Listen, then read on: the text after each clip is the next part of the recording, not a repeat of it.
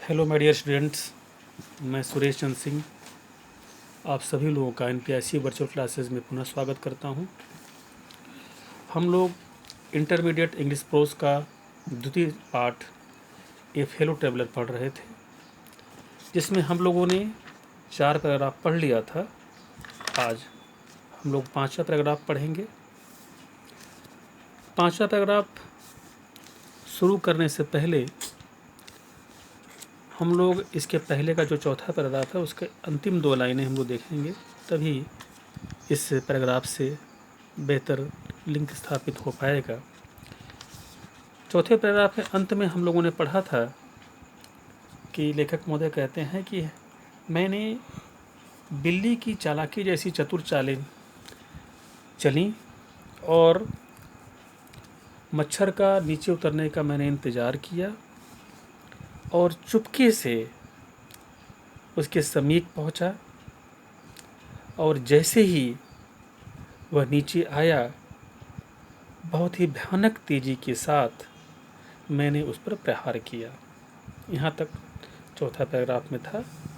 यहाँ पर 5वां पैराग्राफ चालू होता है, it was all in well, अर्थात जो उन्होंने प्रहार किया तो प्रहार करने कोई फ़ायदा नहीं हुआ। वही यहाँ पर हो कह रहे हैं पहली लाइन में ही, पहला सेंटेंस यही है कि it was all in when, यह सारा व्यर्थ हो गया, यह सारा निरर्थक साबित हुआ।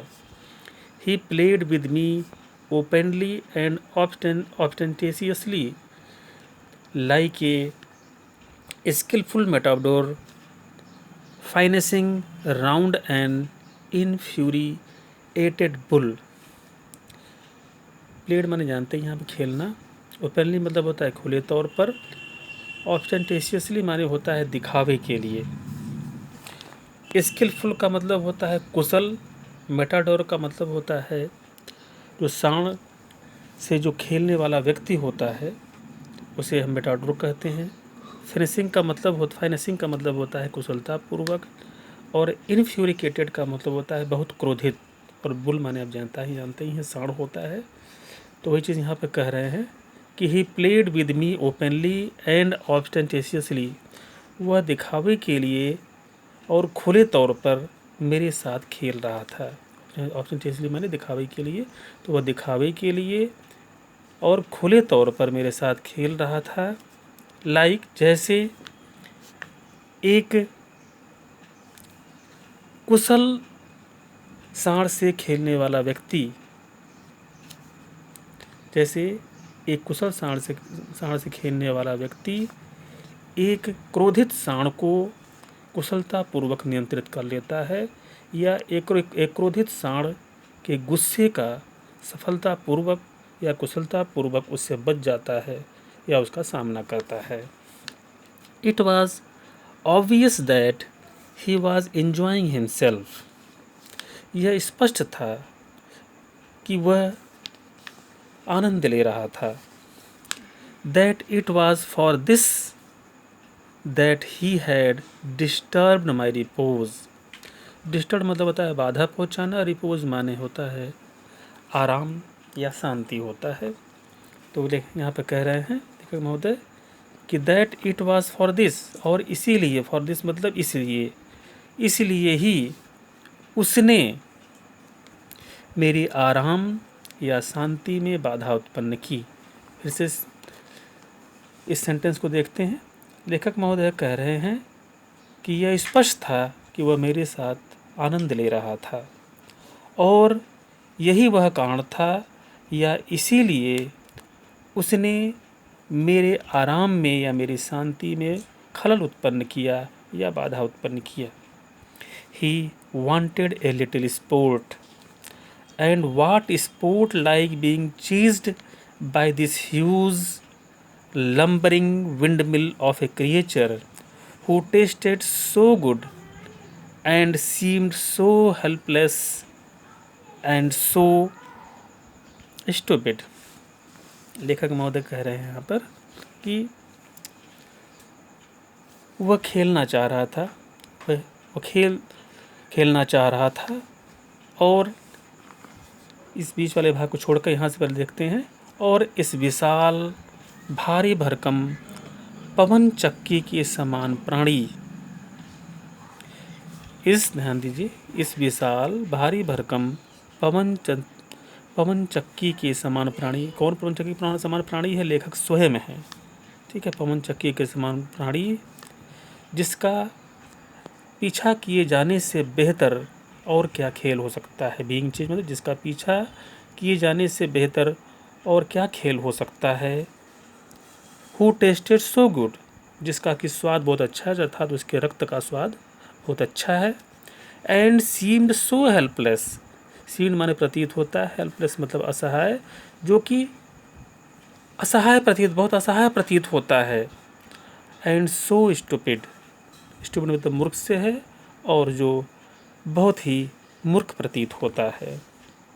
आई began to enter into the spirit of the fellow, मैं अपनी, स्पिरिट मतलब आत्मा होता है, फेलो मतलब साथी, बिगन मतलब प्रारंभ करना। तो लेखक महोदय कह रहे हैं कि मैं अपनी साथी की आत्मा में प्रवेश करने लगा। इसका भाव यह हुआ कि मैं अपने साथी को समझने और पसंद करने लगा, क्योंकि अभी तक तो है उससे घृणा कर रहे थे, इसीलिए उसको मारना चाह रहे थे। लेकिन अब क्या कह रहे हैं, उनका विचार बदल गया।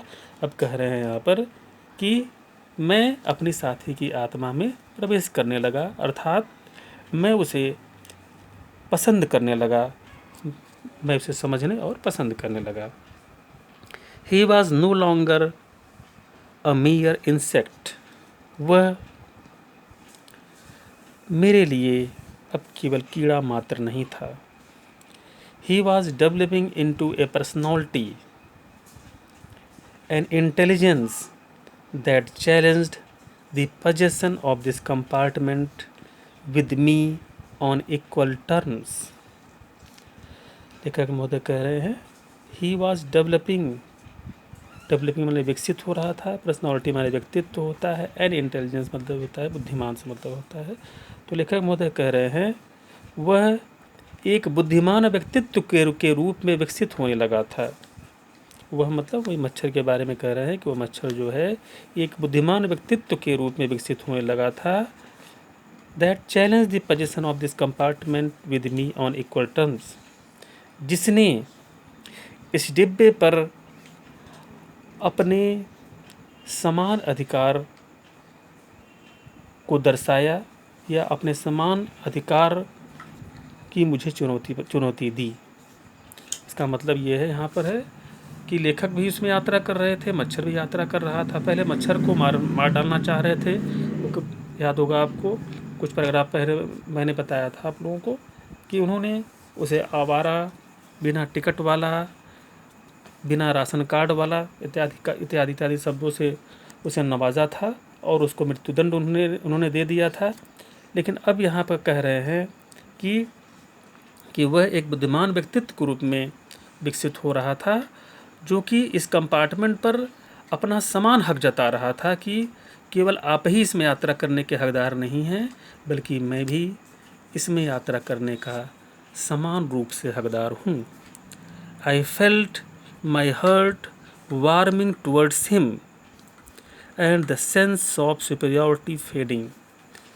आई फेल्ट मतलब मैं महसूस कर रहा था, या मैं समझ रहा था, या मैं महसूस कर रहा था कि मेरे हृदय में उसके प्रति, टूवर्ड्स मतलब उसके प्रति मित्रता का भाव उत्पन्न हो रहा था।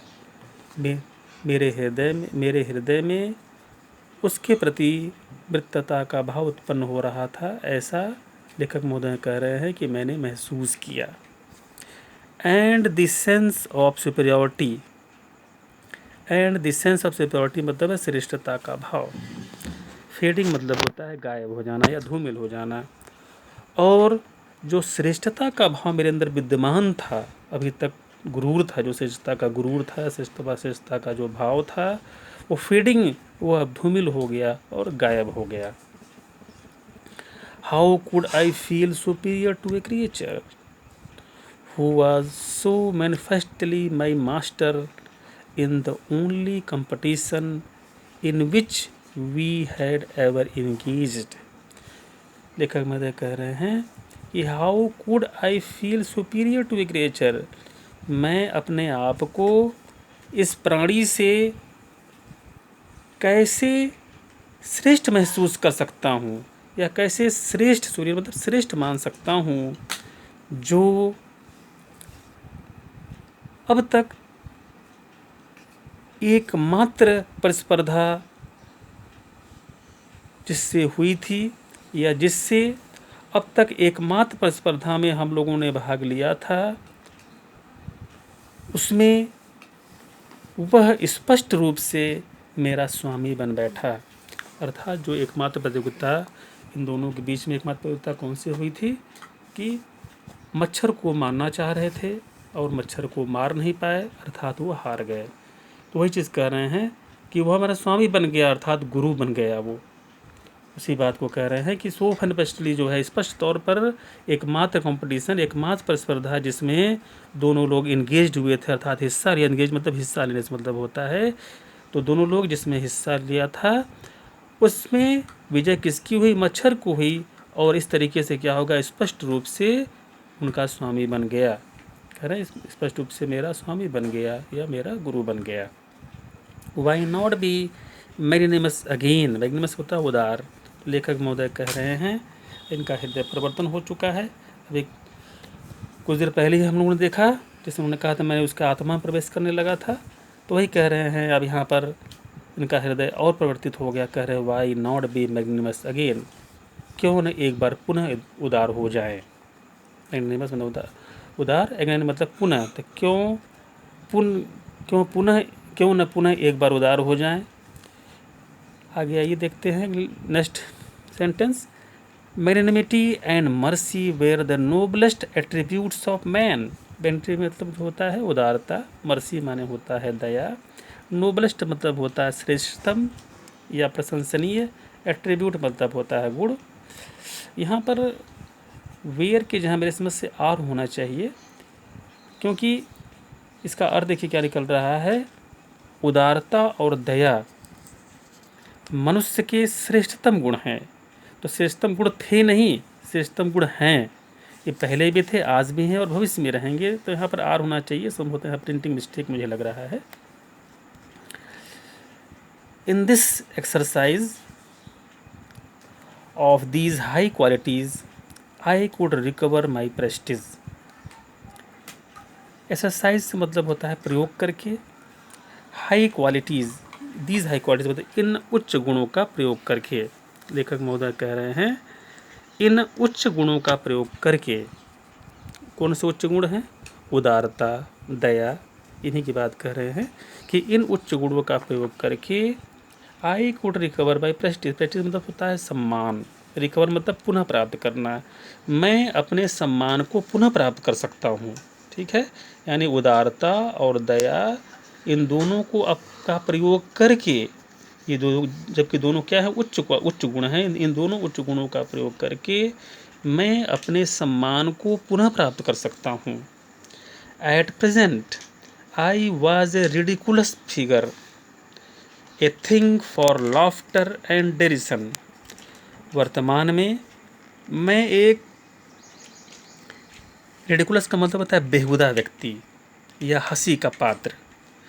तो कह रहे हैं, लेखक महोदय कह रहे हैं कि वर्तमान समय में मैं एक हंसी का पात्र बन गया था। ए थिंग, एक वस्तु बन गया था। किस का वस्तु बन गया था, फॉर लाफ्टर, हंसी का, एंड डेरिसन, उपहास, अर्थात मैं हंसी और उपहास की एक वस्तु बन गया था। फिर से समझिए इसे क्या कह रहे हैं, वर्तमान समय में मैं एक बेहुदा व्यक्ति था या हंसी का पात्र था, और एक वस्तु था जो हंसी और उपहास का पात्र था। By being merciful I could reassert the moral dignity of man and go back to my corner with honor। Being merciful का मतलब होता है दयावान होकर के, रीअसर्ट का मतलब होता है पुनः स्थापित करना या पुनः बनना, प्रतिस्थापित करना। मॉरल डिग्निटी का मतलब होता है नैतिक सम्मान से होता है। तो यहाँ पर लेखक महोदय कह रहे हैं कि दयावान हो करके मैं पुनः नैतिक सम्मान को स्थापित कर सकता था, या नैतिक सम्मान अपने, यानी इनका जो सम्मान खो गया था, तो इसी कह रहे हैं कि दयावान हो करके मैं अपने नैतिक सम्मान को पुनः प्रतिस्थापित कर सकता था और सम्मान के साथ, ऑनर माने सम्मान के साथ, ट्रेन में जहाँ किनारे पहले बैठे हुए थे उस स्थान पर पुनः जा सकते थे। आपको याद होगा ट्रेन में किनारे बैठे हुए, तो वहीं से इस कहानी का जन्म हुआ था। मच्छर की उनसे मुलाकात हुई थी और इसके बाद उन्होंने उसको मारना चाहा। अब ये कह रहे हैं कि मार तो पाए नहीं, अब दयावान बन गए वो। तो दयावान बन करके अपने नैतिक सम्मान को पुनः प्राप्त करके वो बड़े सम्मान के साथ पुनः उस किनारे जा कर के बैठना चाहते थे। I withdraw the sentence of death. Withdraw मतलब होता है वापस लेना, सेंटेंस ऑफ डेथ का होता है मृत्युदंड। मैं अपने दिए गए मृत्युदंड को वापस लेता हूँ। I said returning to my seat. Returning to my seat मतलब अपनी सीट पर लौटते हुए मैंने कहा, यानी इसको फिर से देख लेते, कह रहे हैं कि अपनी सीट पर लौटते हुए मैंने कहा। यहाँ से चालू कर सकते हैं, मैं इसका अर्थ निकाल सकते हैं कि अपनी सीट पर लौटते हुए मैंने कहा कि मैं मृत्युदंड को वापस लेता हूँ। I can not kill you but I can reprieve you. Reprieve मतलब होता है सज़ा को टालना। मैं तुम्हें मार नहीं सकता, लेकिन तुम्हारी सज़ा को टाल सकता हूँ। आई डू इट, मैं इसे करता हूँ। एक चीज़ यहाँ पर आपको इस सेंटेंस तरीके से समाप्त हुआ।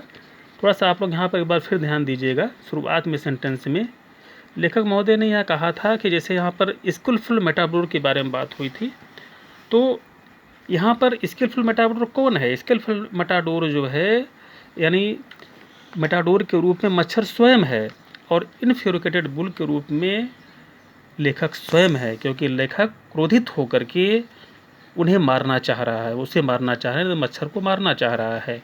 लेकिन मच्छर क्या है? बिल्कुल स्किलफुल मेटाडोर की तरीके से, अर्थात सांड के खेल में जो व्यक्ति होता है वो क्या होता है, कुशलतापूर्वक गुस्सैल सांड के आक्रमण से बच जाता है। तो वही हाल इस बात मच्छर का है। मच्छर जो है बिल्कुल मेटाडोर की भूमिका में है और इन्फ्यूरिकेटेड बुल की भूमिका में लेखक हैं। इस तरीके से ये पैराग्राफ समाप्त होता है। Thanks a lot, have a nice day.